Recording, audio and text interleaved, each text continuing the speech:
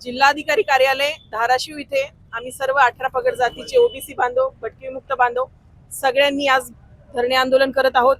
याचं एकच प्रमुख कारण आहे की सरकारने अन्याय करणारा GR काढलेला आहे। हैदराबाद गॅजेट लागू केलंय, पण त्या गॅजेटच्या शेवटच्या पॅरेग्राफ मध्ये सरसकटच्या ऐवजी नातेसंबंध हा जो शब्द टाकलेला आहे त्यांनी, म्हणजे सर्व प्रकारे ओबीसी SC ST चा आरक्षणाचा घात केलेला आहे आणि अन्याय करणारा हा GR आहे।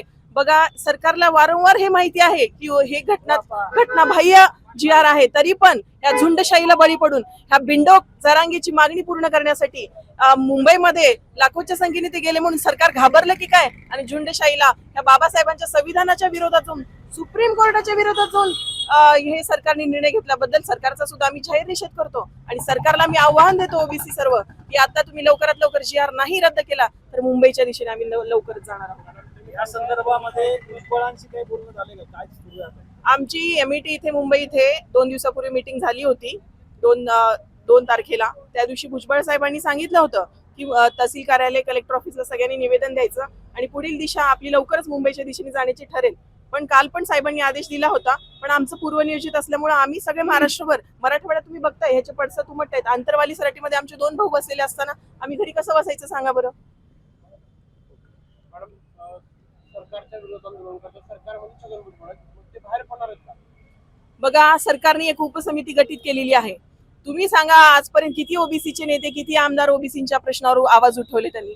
फक्त भुजबळ साहेब एकमेव असे नेते आहेत जे सरकारवर कायम दबाव टाकतात आणि कायम आपल्या ओबीसीची बाजू मांडतात। आणि मागच्या वेळेस सुद्धा सरकारच्या विरोधात जाऊन साहेबांनी राजीनामा देऊन आमच्या आंदोलनात सहभागी झाले होते। आता भुजबळ साहेबांना आमची अशी मागणी आहे की तुम्हीच पुढाकार घ्यावा, कारण तुम्हीच फक्त न्याय देऊ शकता। जी उपसमितीमध्ये इतर जे नेते आहेत ओबीसीचे ते आम्हाला न्याय देऊ शकत नाही।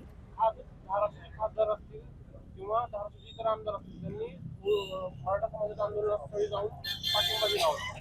धाराशिवचे आमदार ओमराजे निंबाळकर, हे जे खासदार आहेत ओमराजे निंबाळकर आणि आमदार कैलास पाटील आणि आमचा घात केलेला आमदार प्रवीण स्वामी आणि आमदार राणा जगजितसिंह पाटील या सगळ्यांचा आम्ही जाहीर निषेध करतो। ओबीसीनी शपथ घेतलेली आहे इथून पुढे ह्या मराठा समाजाच्या आमदारांना जे जरांगीच्या स्टेजवर गेलेत त्यांना इथून पुढे ओबीसी मतदान करणार नाही। कारण बघा, यांना एवढा ओबीसी समाजाने डोक्यावर घेतला असताना फक्त एका समाजाची बाजू मांडतात, हे कसले रोग प्रतिनिधी? त्यामुळे इथून पुढे आम्हाला साहेबांनी सुद्धा सांगितलेलं आहे की जे जरांगीच्या स्टेजवर जातील त्यांना स्थानिक स्वराज्य संस्थेमध्ये धडा शिकवा।